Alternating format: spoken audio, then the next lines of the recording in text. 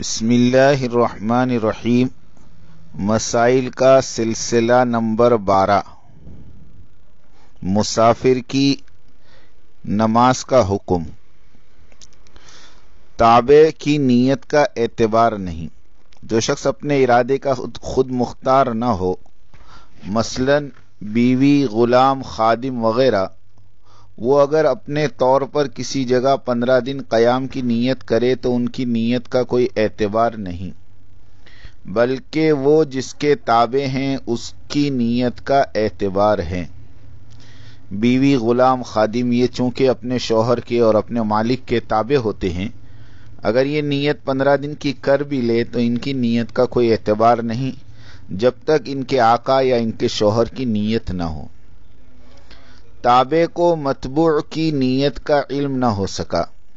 اگر کسی جگہ متبوع نے اقامت کی نیت کر لی لیکن تابع حالت سفر سمجھ کر قصر کرتا رہا، بعد میں اسے متبوع کی نیت کا علم ہوا تو اس نے جو نماز قصر پڑھی انہیں دہرانے کا حکم نہیں دیا جائے گا، یعنی لا علمی کی حالت میں اسے مقیم قرار نہیں دیں گے کہ اگر کسی کو اپنے شوہر کی یا اپنے آقا کی نیت معلوم نہیں تھی اور وہ اپنے آپ کو مسافر سمجھ کر قصر ہی پڑھتی رہی یا پڑھتا رہا تو اس کی نماز قصر معتبر ہے، اسے ان نمازوں کو دہرانے کی ضرورت نہیں۔ لیکن جب اپنے متبوع کی نیت کا علم ہو جائے تو اسے چاہیے کہ وہ 4 رکعت نماز پڑھا کرے۔ نماز کے دوران اقامت کی نیت۔ اگر کوئی مسافر دوران نماز کسی جگہ کی اقامت کی نیت کر لے تو اس کی نیت معتبر ہے اور وہ اب بجائے 2 رکعت کے 4 رکعت پوری کرے۔ البتہ اگر وہ لاحق تھا اور امام کے سلام پھیرنے کے بعد اس نے اقامت کی نیت کی ہے تو اب اس نیت کا اعتبار نہیں، اس کی نماز قصر ادا ہوگی۔ اور اگر امام کے فارغ ہونے سے پہلے اقامت کی نیت کر لی ہے تو اب نماز پوری پڑھے گا۔ وطن سکنی۔ جس جگہ آدمی 15 دن سے کم مقیم ہو بشرط یہ کہ وہ وطن اصلی کے حکم میں نہ ہو، اسے وطن سکنی کہا جاتا ہے۔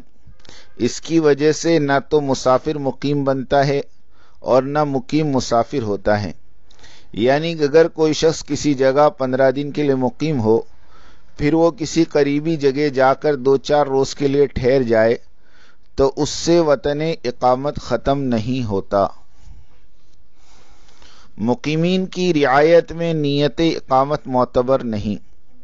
اگر کوئی مسافر مقیم مقتدیوں کی امامت کرے اور ان کی رعایت میں فرضی طور پر 15 دن اقامت کی نیت کر لے تو اس نیت کا شرعاً اعتبار نہیں، نیت وہی معتبر ہے جو واقعے کے مطابق ہو۔ مثلا کسی مسافر کو نماز پڑھانی ہے کسی جگہ پر اور وہ خود نیت اس کی 15 دن کی نہیں ہے، مگر صرف وہاں نماز پڑھانے کے لیے فرضی طور پر وہ 15 دن اقامت کی نیت کر لے تو اس نیت کا اعتبار نہیں ہے، بلکہ وہ مسافر ہی رہے گا۔ اور اگر اس نے 4 رکعت نماز پڑھائی تو ان سارے مقیم کو اپنی نماز دہرانی پڑے گی۔ مسافر کا 4 رکعت پڑھنا۔ اگر کوئی مسافر بھولے سے 4 رکعت پڑھ لے تو اس میں یہ تفصیل ہے کہ اگر پہلے قاعدے پر بقدر تشہد بیٹھا ہے تو اس کی نماز کراہت کے ساتھ ادا ہو جائے گی، اور اگر پہلے قاعدے میں نہیں بیٹھا تو اس مسافر کی نماز درست نہ ہوگی۔ مسافر امام نے مقتدیوں کو پوری نماز پڑھا دی۔ اگر مسافر امام 4 رکعت نماز پڑھائے تو اس کے پیچھے مقیم مقتدیوں کی نماز فرض ادا نہ ہوگی۔ البتہ اگر امام نے قاعدہ اولیٰ کر لیا ہے تو خود اس کی اور مسافر مقتدیوں کی نماز آخر میں سجدے سہو کرنے سے درست ہو جائے گی، اور اگر سجدے سہو کیے بغیر سلام پھیر دیا ہے تو نماز واجب العیادہ ہوگی، اور وقت کے اندر عیادے کی زیادہ تاکید ہے اور وقت نکلنے کے بعد اتنی تاکید نہیں۔ اگر کوئی مسافر وقتیہ نماز پڑھ رہا تھا کہ اسی دوران وقت ختم ہو گیا تو اب اگر وہ اقامت کی نیت کر لے تو اس کی وجہ سے مذکورہ نماز کے قصر کے حکم میں تبدیلی نہ ہوگی، اس لیے کہ اس نماز کے آخری وقت تک وہ شخص مسافر ہی کے حکم میں تھا۔ اگر کوئی شخص نماز پڑھ رہا ہے اور نماز کے دوران وقت ختم ہو گیا، یعنی نماز کا وقت پورا ہو گیا، اب اگر وہ اقامت کی نیت کر لے تو چونکہ وہ نماز پچھلی نماز شمار ہوگی، اس لیے وہ نماز قصر ہی رہے گی، اس لیے کہ اس نماز کے آخر تک وہ شخص مسافر تھا۔ حائضہ عورت دوران سفر پاک ہوئی۔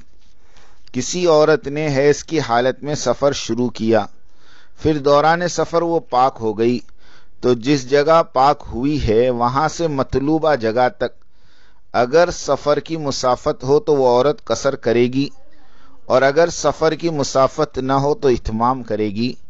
گویا اس کے لیے قصر اور اتمام کا حکم پاک ہونے کی جگہ سے لگایا جائے گا۔ یہ مسئلہ تھوڑا سا مشکل ہے، لیکن اس کو سمجھنے کی کوشش کریں کہ ایک عورت اگر گھر سے حیض کی حالت میں نکلتی ہے اور جس جگہ سفر ہے وہاں جا کر پاک ہوتی ہے، اور اس کے بعد وہ 77 کلومیٹر کا سفر نہیں کرتی، تو وہ مسافر شمار نہیں ہوگی، بلکہ اس کو 4 رکعت ہی پڑھنی پڑے گی۔ ہاں، پاک ہونے کے بعد اگر 77 کلومیٹر کا سفر ہو گیا تب جا کر وہ عورت مسافر ہوگی۔ اس کو یاد رکھیں کہ حیض کی حالت میں سفر کرنے سے عورت کا سفر شمار نہیں ہوتا اور وہ مسافر نہیں ہوتی۔ اس کے بارے میں تفصیلی مسئلے اپنے علاقے کے علماء کرام سے معلوم کر لیں۔ نابالغ بچہ دوران سفر بالغ ہو گیا۔